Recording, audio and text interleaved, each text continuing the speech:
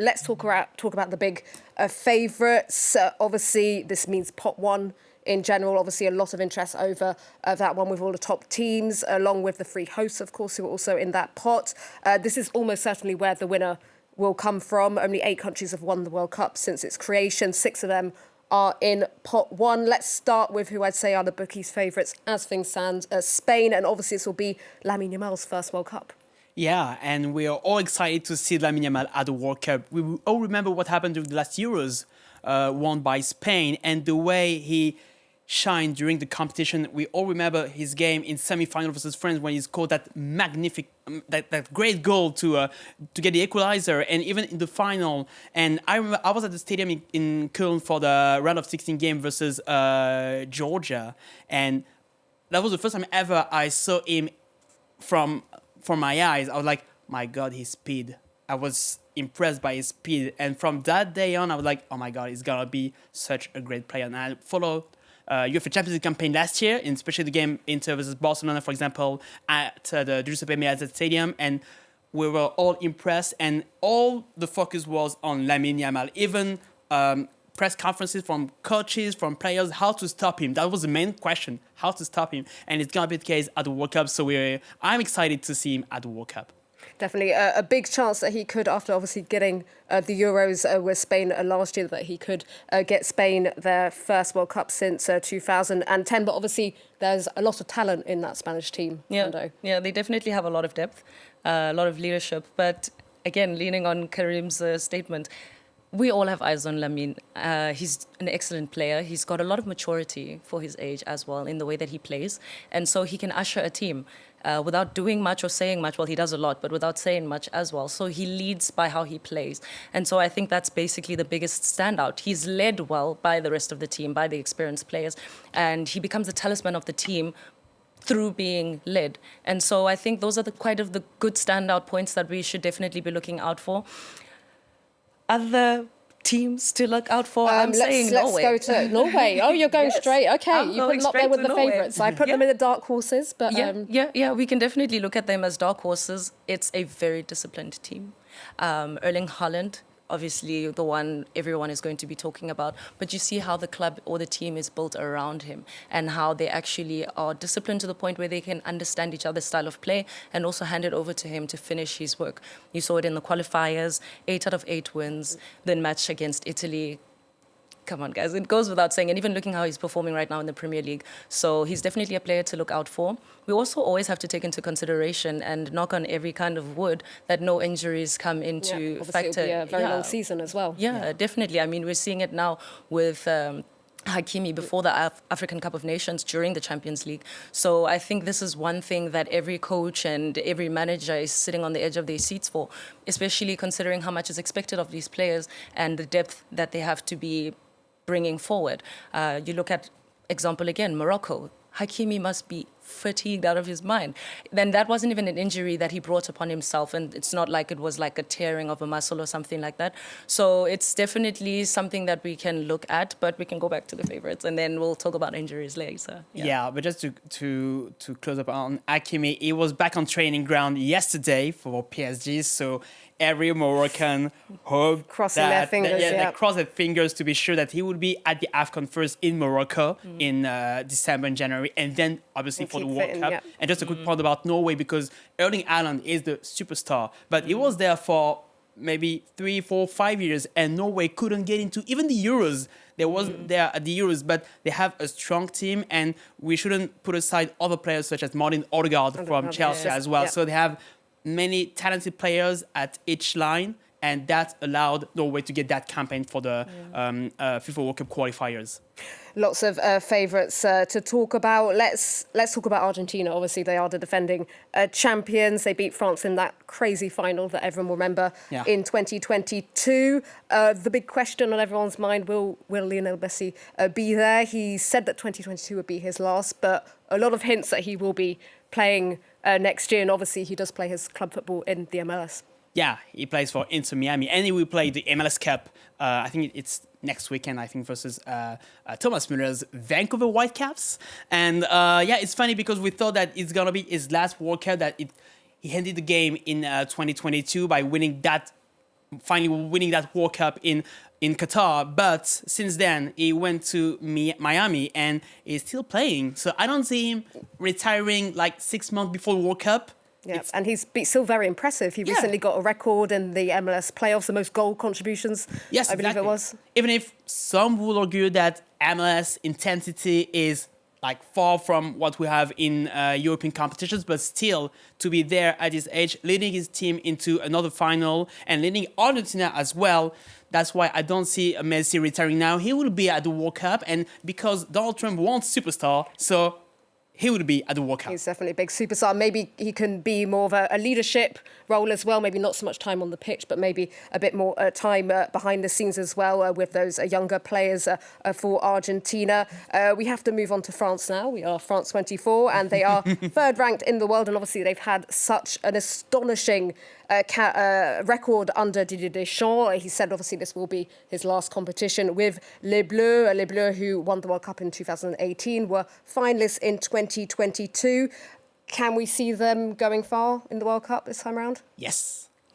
Yes, that's my gamble. I say yes, because we have quality. And for his last campaign, Didier Deschamps seems to be a little bit more on the offensive in terms of game plan, because we were like sometimes mad to see that French national team with so many big players such as Kylian Mbappé. Not always the most enjoyable football to watch, is it? Exactly, definitely, because that wasn't the case. Even at the World Cup in 2022, even if they went up to the final, but that was kind of rollercoaster campaign. Even the Euros, that was a rollercoaster campaign. It was boring to watch the French team for the whole competition. Even at the semi-final, they were beaten by Spain, but still it was a little bit boring to watch them. But since 2024, we can notice that, well, Didier Deschamps is a little bit more open-minded to put more offensive into that team, and we have all the players to do so. And that's why I'm optimistic for this French national team. Let's remember that the last time the World Cup was in the US, they weren't able to qualify with this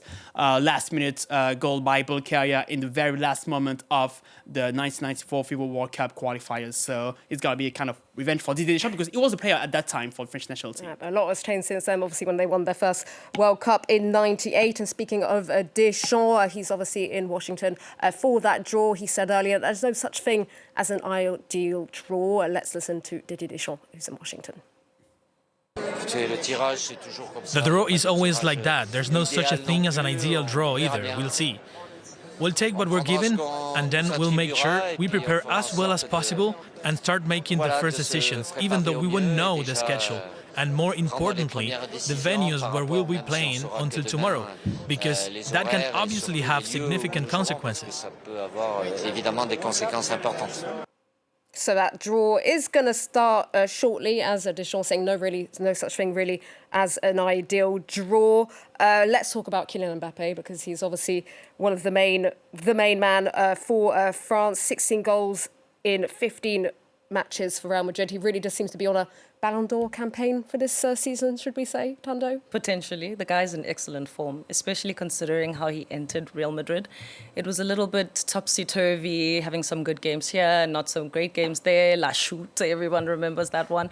But I think this season, I don't know if it's the haircut, but something is happening there for Kylian. So I think an interesting game would be Spain and France. I would love to see that. Those are two Ballon d'Or contenders up front. Lamine, Mbappé. I think just seeing the two of them, but also seeing the team that could potentially be built around them. Didier Deschamps, I like this guy. I really, really do. He's a very, very experienced tactician. You can tell in how he carries himself, and not just in front of camera, in front of like media camera, but you see how he is with the team at Clairefontaine when they arrive with the selection. He seems to be very hands-on, and so maybe very participative with the scouting team or the selection process as well. Obviously, it's normal for that to happen. But I do think that the team that will be built around this side would be very good. So not just Kylian Mbappé to be seen. So yeah, let's build on that. Yeah, I mean, a lot has changed obviously since they won the World Cup in 2018. A lot of key players have left. Mbappé is obviously still only 26 years old, but as you just mentioned, Thando, obviously he's not the only star of that team. There's a lot of big players in this team, most notably Ousmane Dembélé, who won the Ballon d'Or, of course. Yes, exactly. Yeah. Ousmane Dembélé. What a season from Ousmane Dembélé.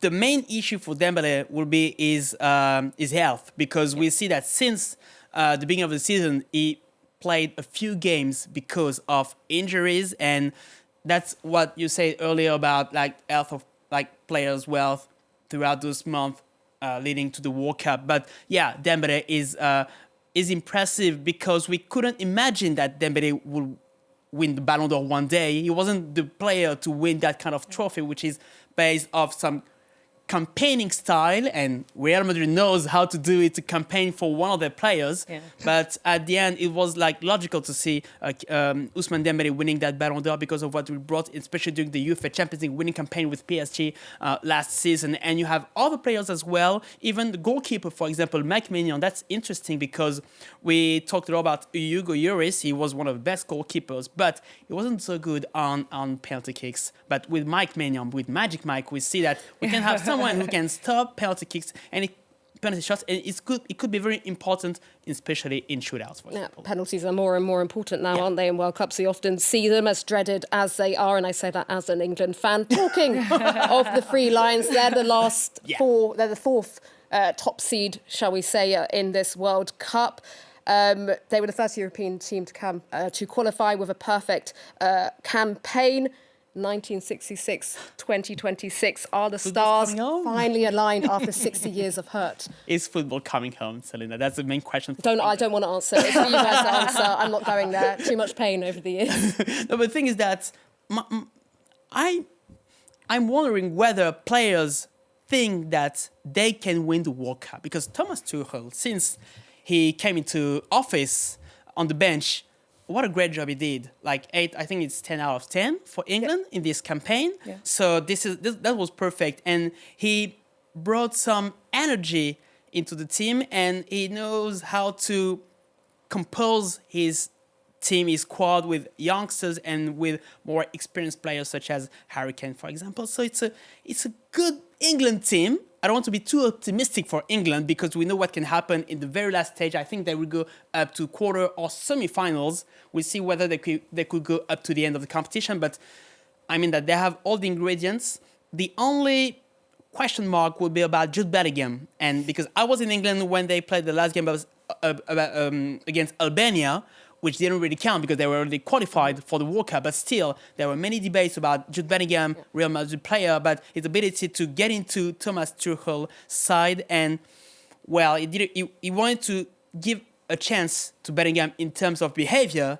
And at the end, what happened in Albania, we saw a player not really happy and quite disappointing by getting out of the pitch. So this is my only question mark for the England team. You've really touched on a really sensitive topic there. Definitely all England fans are talking about this. Obviously, we had golden generations before where managers very much put all the big names into the lineup. Thomas Tuchel very much taking a different approach. No one seems to necessarily have their spot guaranteed. Is this the right approach, especially with someone like Bellingham, who surely has to be on that plane, Thando? I think it's a healthy approach, especially considering the fact that, like I imagine, Thomas Tuchel is also another tactician who's very experienced, seeing his record in the clubs that he's coached or managed, PSG being in the likes, the Bundesliga, not Bundesliga, excuse me, but in a club in the Bundesliga as well, a very competitive leagues that he's been coaching winning the in. Champions League. Exactly. With Chelsea. Exactly. Understanding the depth. So he also has a feel of the English football field or environment, and so he knows where to look for players. And so the coaching or the scouting network, he has his feet on the ground in that regard. And so I think him opening doors for some new talent can be something that is a better route than building the game around Jude Bellingham, who then arrives and cannot find synergy with the team. And what you're looking for is a player who can find synergy around the team and who can also lead the team. So Southgate had something going on before for many years, but it never came home. And so I think them taking the risk with Tuchel and seeing the results that have been coming out, I think it is important to just give him a chance, because I think he's cooking. And so what he's putting in and the little pieces that he's putting in, we see the returns of Bukayo Saka as well. I think that's also another player to look out for. He is stellar. He's marvelous. We saw them during the Euros as well. He performed really well. Some games, some people would argue to say that he didn't perform as well or to his potential. but the guy just got married. He's matured. Still very young. So, you know what Yeah. I mean? He's still very young. And I think these are also some things that you look out for. I know we say it jokingly, but I think a player's lifestyle and those kinds of things, yes, of course, on and off the pitch, you look at Diego Maradona, we're not going to use that as an example. Or But Ronaldinho. exactly, you see, he was an incredible player who led like their countries to World Cup feats. But if you're looking at a young side in the English side, which their average age is actually quite low on the margin, I think then you would want to find a very strong leader. And if Jude Bellingham is not just gelling quite yet, give him some time, bring him into the selection, perhaps maybe even make him shake a little bit and let him feel what it's like if he's not part of it so that he can up the stakes and come back a little bit hungrier. Well, you know, I mean, the mission has been very clear from your start. Tuchel is just here to win the World Cup, so he's definitely not trying to make any friends in the England squad. Surely the only player maybe the England team might be built around is Harry Kane, of course. We mentioned him earlier. Blistering form yet again this season with Bayern Munich, 14 goals in 12 matches so far. Goal-scoring machine, and I think that Harry Kane would like to forget what happened in the last World Cup with his penalty against France.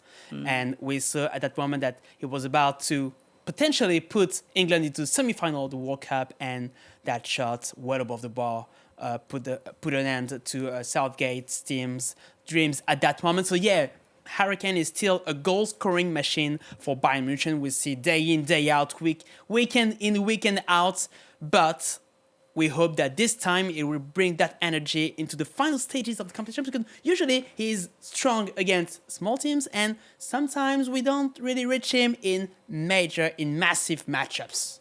Yeah, well, after two runners-up titles, shall we say, at the Euros, we'll have to wait and see whether the Three Lions can finally win a World Cup for the first time since 1966. Let's